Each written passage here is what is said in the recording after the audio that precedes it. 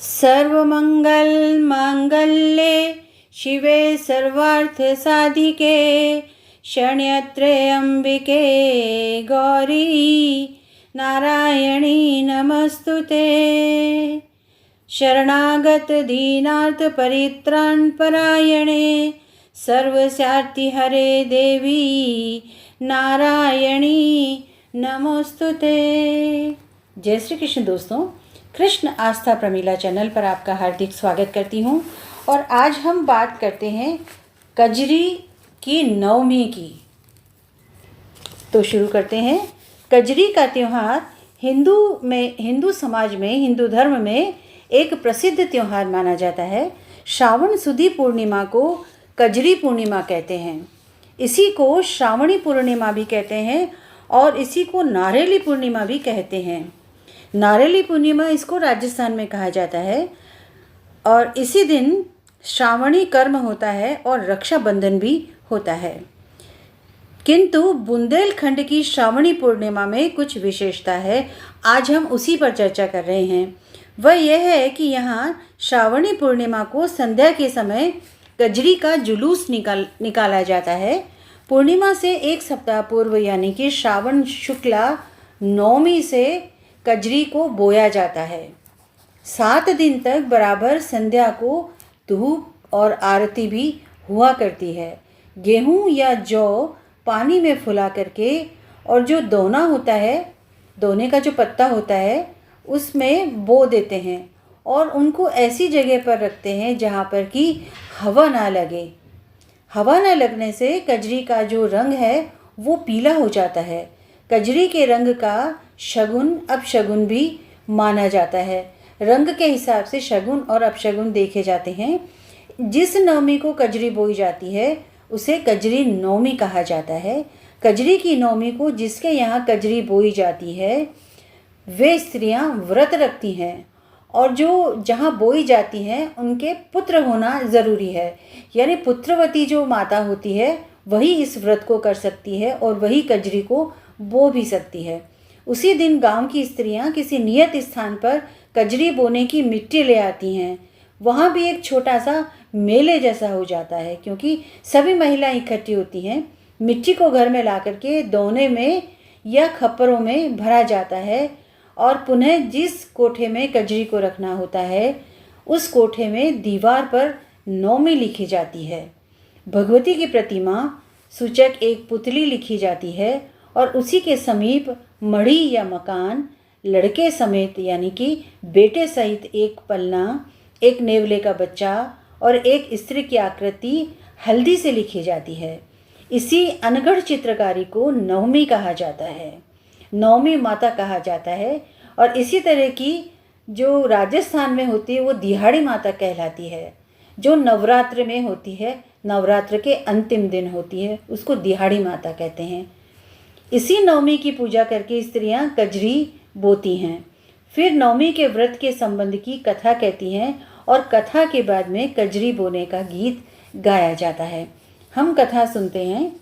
एक स्त्री जन्म बंध्या थी, यानी उसके संतान नहीं थी, संतानहीन थी। उसने एक ऐसे नेवले के बच्चे को पाला जिसकी माता की मृत्यु हो गई थी। स्त्री को बाल बच्चा कुछ नहीं था, इस कारण वह नेवले को बच्चे की तरह पालन पोषण करती थी। देवयोग से उस स्त्री को गर्भ रह जाता है और 9 महीने बाद एक सुंदर बालक पैदा होता है। स्त्री नेवले को अपने पुत्र का बड़ा भाई मानती है। श्रावण सुदी नवमी की बात है कि वह स्त्री बेटे को पलने में लिटा करके जल भरने जाती है और चलते समय उसने नेवले से कहा कि जब तक मैं न आऊँ तो भाई की रक्षा करना। ऐसा बोल करके स्त्री चली गई। नेवला लड़के के पलने के चारों ओर फेरा लगाता हुआ पहरा देने लगता है। उसी समय एक सर्प पलने की तरफ झपटता है। नेवले ने उसे काट करके उसके टुकड़े टुकड़े कर देता है। सर्प को मार करके नेवला माता को अपनी कृतज्ञता अथवा बहादुरी दिखाने के लिए बाहर दौड़ा हुआ जाता है। उधर से माँ सर पर भरे हुए घड़े को रखे चली आ रही होती है। उसने नेवले के मुख में रक्त लगा देखा और ये समझा कि इसने मेरे बेटे को मार दिया है और अब ये भाग रहा है। इसी कारण क्रोध में आकर उसने नेवले के ऊपर अपना भरा हुआ घड़ा पटक दिया। नेवला तत्क्षण वहीं मर गया। स्त्री दौड़ी हुई घर के भीतर जाती है तो क्या देखती है कि बेटा पालने में खेल रहा है। उसी के समीप एक बड़ा भयानक सर्प टुकड़े टुकड़े पाया मिलता है उसे। अब उसने जाना कि नेवला सर्प को मार करके मेरे पास दौड़ा आया था। वह अपनी मूर्खता पर पछताने लगी कि मैंने सहसा क्रोध में आकर के बड़ा अनर्थ किया है। बड़े लोगों का यह मत है कि आंखों देखी बात भी कई बार सत्य नहीं होती है। हर बात का निर्णय कर लेना चाहिए था सोच समझ करके। मैंने ये क्या किया। और वो पश्चाताप करने लगी, विलाप करने लगी, रोने लगी। वह स्त्री पूरे दिन रोती रही। दोपहर बाद पड़ोस की स्त्रियां उसे नवमी की मिट्टी लाने के लिए बुलाने के लिए आईं, परंतु उसको रोता देख करके उन्होंने कहा कि बीती बात पर पश्चाताप करने से क्या फ़ायदा है। तूने अब तक खाना नहीं खाया, यह तेरा नवमी का व्रत हो गया। अब चल करके मिट्टी लाएं और जहाँ नवमी लिखी जाए उसी जगह पर इस घटना का चित्र लिख कर पूजा करो। हम लोग भी इस नेवले की कृतज्ञता को चिरस्मरण रखने के लिए प्रति नवमी को इसकी पूजा किया करेंगी। निदान उस स्त्री ने सब पड़ोसी जो सखियाँ थीं उनके साथ में नवमी का पूजन किया। और कहा जाता है कि उसी दिन से नवमी के व्रत की परिपाटी चली है, क्योंकि अब भी सिर्फ पुत्रवती स्त्रियां ही नवमी का व्रत करती हैं।